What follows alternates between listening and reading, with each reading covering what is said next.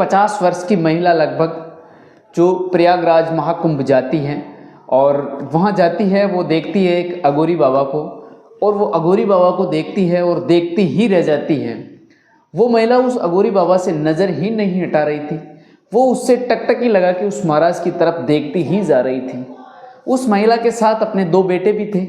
वो दोनों बेटे पूछ रहे थे कि माँ, आप इतना इस बाबा की तरफ क्यों देख रहे हो और आप इतना परेशान क्यों हो रहे हो, आप बहुत ही परेशान लग रहे हो। तो वो महिला उनको कुछ जवाब नहीं देती हैं और वो शालीनता से उस बाबा की तरफ देखती ही जाती हैं। वो महिला उसकी आंखों की तरफ देखते हैं, बाबा की ललाट की तरफ वो महिला देखती जा रही थी और बाबा की प्रत्येक बॉडी के पार्ट को वो गौर करके वो महिला देखती ही जा रही थी। जब वो देखती जा रही थी और वो महिला बहुत परेशान थी, तब उसके बेटे उससे पूछते हैं कि माँ, तू परेशान क्यों है और इस अघोरी बाबा की तरफ तू इतना गौर करके क्यों देख रही है। तब उसकी माँ की आंखों में आंसू आ जाते हैं और वो बताती है कि बेटा, जो आज से लगभग 27 साल पहले आपके जो पिताजी थे वो हमारे से लापता हो गए थे, हमारे से अलग हो गए थे। तो वो जो सामने अघोरी बाबा दिख रहा है वो और कोई नहीं, वो आपके पिताजी ही हैं। तो ये बात सुन के उनके जो 2 बेटे थे दोनों हैरान हो जाते हैं। वो भी एक तरीके से आश्चर्यचकित हो जाते हैं और वो एक तरीके से चमत्कार समझने लगते हैं। और वो जाता है उनमें से एक बेटा और उस अघोरी बाबा के चरण स्पर्श करते हैं और वो बताते हैं कि बाबूजी, आप घर चलिए। आप घर नहीं चलने के कारण पूरे घर वाले काफ़ी परेशान हैं और घर में बिल्कुल अशांति सा माहौल है। तो वो बाबा उनकी बात सुन के उनकी तरफ देखता है और देखने के बाद वो मौन धारण कर लेता है, अपनी मौन अवस्था में चला जाता है। लेकिन उसके जो वो पत्नी, जो वो एक महिला थी जिसकी उम्र लगभग 50 वर्ष होती है, वो तथा वो जो 2 बच्चे हैं दोनों उसकी तरफ वहीं बैठ जाते हैं।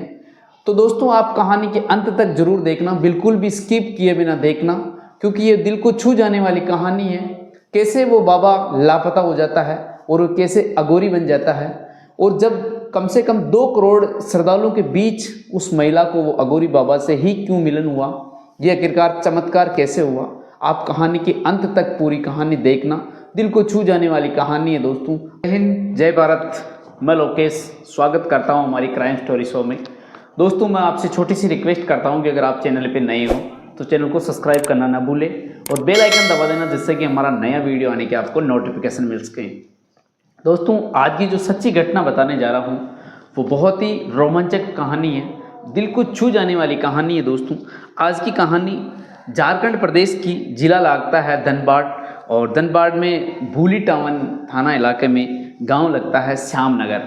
श्यामनगर की रहने वाला एक लगभग 10-15 लोगों का झुंड प्रयागराज महाकुंभ जाते हैं और गंगा स्नान करने के लिए जाते हैं और वहाँ पे पवित्र स्नान करते हैं। पवित्र स्नान करने के बाद सभी वापस निकल रहे थे, जा रहा था। उसी बीच महावीर थाना इलाके में एक अघोरी बाबा, जिसको वो देखते हैं गांव वाले, वो देखते हैं तो उसकी तरफ वो एक तरीके से गौर करके देखते हैं, टिकटिकी लगा के देखते हैं और देखते हैं तो दोनों अघोरी बाबा थे, जो दोनों महाराज थे, वो उन्हीं के गांव के रहने वाले गंगा सागर यादव और गोस्वामी राजकुमार गोस्वामी, दोनों की शक्ल मिलने जुलने की लग रही थी। ये बात देख के वो आपस में चर्चा करने लगते हैं, विचार विमर्श करने लगते हैं कि ये जो दोनों बाबा हैं ये अपने गांव के रहने वाले गंगा सागर यादव और राजकुमार गोस्वामी की तरह दिखने वाले लग रहे हैं। तो दोनों उनमें से दोनों की फ़ोटो खींचते हैं उन्हीं में से कोई लोग, और फ़ोटो खींच के जो गंगा सागर यादव के भाई होता है मुरली यादव, उसी के ये फ़ोटो भेजते हैं और अपने गांव फ़ोटो भेजने के बाद मुरली यादव को बताते हैं कि आप इन दोनों अघोरी बाबा को, दोनों बाबा को आप गौर करके दीजिए, देखिए कि इनकी शक्ल अपने गांव के रहने वाले गंगा सागर यादव और राजकुमार गोस्वामी की तरह मिल रहे हैं। दोनों ही एक तरीके से अपने गांव के ही हैं, जो यहाँ आके शायद बाबा बन गए हैं, और अपने गांव के जो राजकुमार और एक तरीके से गंगा सागर यादव भी लापता है, तो हो सकते हैं ये यहाँ आके महाराज बन गए हैं। तो जो गंगा सागर यादव का जो भाई होता है वो मुरली यादव, वो उस फोटो को देखते हैं और हूबहू उसके भाई की तरह लगता है। तुरंत उसके परिवार के वहाँ महाकुंभ पहुँचते हैं और जाते हैं और देखते हैं उस अघोरी बाबा की तरफ। और जब ये सारी चीज़ सामने आती हैं, देखते हैं और भेजने के बाद वो सारे एक तरीके से लगते हैं कि वास्तविकता में यही है, सेम टू सेम ऐसे ही लग रहा है। तो दोस्तों बता दें कि जो गंगा सागर यादव होता है सन 1998 यानी सन 1998 में अपने भाई की शादी थी। तो भाई की शादी थी तो उसकी पत्नी होती हैं जिसका नाम धनवतु देवी होता है। धनवतु देवी को वो गंगा सागर यादव बताता है कि अपने भाई की शादी है, उसमें आपके कपड़े फट गए हैं, मैं आपके लिए बहुत अच्छी साड़ी लेके आता हूँ और बाज़ार जाता हूँ, आपके लिए जो आपने जो ज़रूरत के सामान है वो मैं बाज़ार से लेके आता हूँ। तो ये बात नॉर्मल सी होती है और उनकी जो पत्नी होती है धनवतु वो बताती है कि जाइए आप बाज़ार और अपने बच्चों के लिए कपड़े और मेरे लिए कपड़े और आपके लिए कपड़े भी ले आना। ये बात लेके जब वो वहाँ से निकलता है, पास ही के बाज़ार में जाता है, लगभग 1 दिन निकलता है, 2 दिन निकलता है, लेकिन वापस नहीं आता है वो। अब ये बात देखते हैं तो उनके घर वाले और उसकी पत्नी सभी परेशान रहते हैं कि अभी तक नहीं आया है। बता दें कि सन 1998 के धनवतु के एक लड़का 2 साल का था और वो धनवतु लगभग 4 महीने की गर्भवती थी, यानी उसके दूसरा लड़का भी होने वाला होता है। अब ये बात सोच के वो काफ़ी परेशान होते हैं और भाई की इधर शादी भी थी, तो सभी लोग पूरा परिवार परेशान हो जाते हैं। लेकिन बता दें कि जो यादव होता है वो एक तरीके से जानवरों का काम करता है, जानवर व्यापारी था, तो वो कहीं भी बार एक इस तरह से लापता हो जाते थे, काफ़ी बार घर नहीं आते थे। तो घर वाले भी सोचते हैं कि वो कहीं अपने व्यापार के कारण बाहर निकल गया होगा, तो इस चीज़ से वो ज़्यादा चिंतित नहीं रहते हैं, इस चीज़ से ज़्यादा चिंता नहीं करते हैं। पुलिस थाना में भी FIR मुकदमा दर्ज करवाते हैं लापता का। पुलिस वाले भी एक तरीके से उसकी जांच पड़ताल करते हैं, एक तरीके से उसकी पहचान करते हैं, लेकिन वो नहीं मिल पाता है। जब एक उसका दोस्त होता है राजकुमार गोस्वामी, उसके भी संपर्क किया जाता है, तो राजकुमार गोस्वामी भी उसके घर से लापता होता है। दोनों काफ़ी घनिष्ठ मित्र होते हैं। तो जब उसके घर वालों को एक तरीके से विश्वास हो जाते हैं कि जो राजकुमार गोस्वामी और दोनों शायद साथ निकल गई हैं, वो दोनों घर नहीं हैं, तो नहीं होने के कारण दोनों को एक तरीके से शक जाहिर में आ जाता है कि दोनों एक साथ ही हैं। अब बता दें कि दोस्तों उनके 2 लड़के थे, जो बड़े का नाम कमलेश था और छोटे का नाम विमलेश था। तो जब वो 1998 में वहाँ से लापता हुआ था, उस टाइम 4 महीने की एक तरीके से गर्भ में था और कमलेश था जो लगभग 2 वर्ष का था। अब ये उनकी अच्छी खासी ज़िंदगी चल रही थी, उनके परिवार में कोई कमी नहीं थी, शांति से उसका व्यवहार चल रहा था, सब चीज़ बहुत अच्छी चलती हैं। लेकिन जब ये बात सामने आती है 26 जनवरी 2025 को, जब उन्हीं के गांव में श्याम नगर के लोग महाकुंभ आते हैं, स्नान करने आते हैं, तब जाके ये दोनों एक तरीके से राजकुमार गोस्वामी और एक तरीके से दोनों गंगाराम यादव दोनों की तरह वो महाराज दिखते हैं। उनकी फ़ोटो गांव भेजी जाती है, तब ये सारे परिवार उनके वहाँ पहुँचते हैं और जब पहुँचते हैं सारी चीज़ देखते हैं, तो देखते ही उस बाबा के पास तो सभी को विश्वास हो जाता है कि दोनों की शक्ल उन्हीं से मिल रही है और दोनों वही है, दोनों साथ ही रहने लग गए हैं। अब दोस्तों बता दें कि 26 जनवरी को सब उसके आते हैं और उस बाबा को पूछते हैं। जो बड़े वाला लड़का होता है जिसका नाम कमलेश होता है, जिसकी उम्र अभी 29 वर्ष हो जाती है, वो जाता है और उस बाबा से कहते हैं कि बाबा जी घर चलिए, आपके बिना घर में अधूरा है, सारी अव्यवस्था हो रही है, सभी घर वाले परेशान हैं और जो मेरी ये माँ है आपको देख के बिलक बिलक के रो रही है, ये हमेशा परेशान रहती है, तो आप घर चलिए, आपके बिना घर बिल्कुल सूना सूना लगता है। लेकिन वो बाबा होता है जो वो साफ इनकार कर देता है कि आपको गलतफहमी हो गई है, मैं आपका कोई पिताजी नहीं हूँ और ये महिला है जो एक तरीके से पगला गई है, जिनका पति नहीं हूँ मैं, आपको कुछ गलत हो गई है।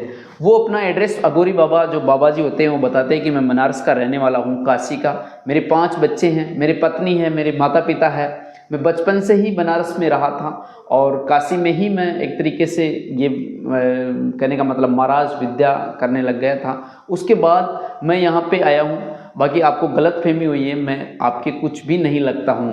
तो ये बात कहने के बाद जब उसकी पत्नी होती है धनवतु देवी, वो बताती है कि अगर आपको मैं गलत बता रही हूँ तो मैं आपको जो निशान बता रही हूँ वो आप आराम से सुन लीजिए। इनका बायां हाथ टूटा हुआ है, इनकी कोहनी मुड़ी हुई है और इनके ललाट पे चोट के निशान हैं, ये आप निशान देख लीजिए। और इनके कुछ और भी जो अंदरूनी जो निशान बताए थे वो बताते हैं पुलिस वालों को। पुलिस वाले भी वहाँ पे आ जाते हैं। एक तरीके से सोशल मीडिया पे ये बात वायरल हो जाती है, एक तरीके से चमत्कार सा मामला हो जाता है, काफ़ी भीड़ इकट्ठी हो जाती है। ये सारी बात दावा कर रही थी धनवतु देवी, जो उस महाराज की पत्नी बन रही थी। लेकिन महाराज स्पष्ट मना कर रहा था कि मैं आपका कुछ भी नहीं लगता हूँ, मैं बनारस से काशी का रहने वाला हूँ और मुझे आप परेशान मत कीजिए। जब ये बात पुलिस मुकदमा दर्ज हो जाता है महाकुंभ में कि ये मुझे गलत तरीके से परेशान कर रहे हैं, और वो महिला और उन बच्चों का एक आरोप था कि ये हमारे पति है। दोनों में काफ़ी एक तरीके से बहस हो जाती है। जब उनके पति, जो धनवतु देवी के जो पति थे, जो महाराज था, वो स्पष्ट मना कर रहा था, पुलिस को एक तरीके से कह देता है कि ये मुझे परेशान कर रहे हैं, इनको यहाँ से ले जाइए। लेकिन धनवतु देवी और कमलेश और विमलेश जो उनके बेटे थे दोनों, उनका भी एक जिद्दी थी कि आप एक तरीके से डीएनए टेस्ट कर लीजिए, उसके बाद दूध का दूध और पानी का पानी हो जाएगा। लेकिन मैं ये बात नहीं हारने वाला हूँ, ये हमारे ही पिता है। तो जब बात महाराज मना कर रहा है, उनके बीच में जिद बहस हो रही है, और वो जो धनवतु देवी है, जो एक तरीके से बिल्कुल उनको पति ही मान रही थी, वो बिलख रही थी, रो रही थी। अगर आप भी मान सकते हो कि पति को कैसे भूल सकते हैं, ये काफ़ी बहस हो जाती है। उसके बाद महाराज उनको स्पष्ट मना कर देता है और वो अलग चले जाता है, और वो बताते हैं कि ये मामला अभी भी लंबित है और उनके निशान ले लिए जाते हैं और ये मामला कोर्ट तक पहुंच जाएगा। उसके बाद कमलेश और विमलेश का एक दावा है कि डीएनए टेस्ट आने के बाद ही हम ये मानेंगे कि ये हमारे पिताजी नहीं हैं। कमलेश और विमलेश उस महाराज को बताते हैं कि अगर आपके 5 बच्चे, आपके पत्नी और सब कुछ हैं, तो आप हमें अपने उनके बनारस ले चलिए और हमें बता दीजिए, उसके बाद हम मान जाएंगे। लेकिन इसी बीच बहस होते हुए एक काली देवी आती हैं और वो उस महाराज को अपना पति बताते हुए बताती है कि मेरे पति को परेशान मत कीजिए, आप यहाँ से चले जाइए। उसके बीच में भी बहस होती है कि आप कौन हो, तो काली देवी बताती है कि ये मेरे दूसरे पति हैं, मैं दूसरी बार इनसे शादी की हूँ। ये बात, मामला काफ़ी उलझ जाता है, मामला पुलिस तक पहुँच जाता है और मामला अभी तक लंबित है।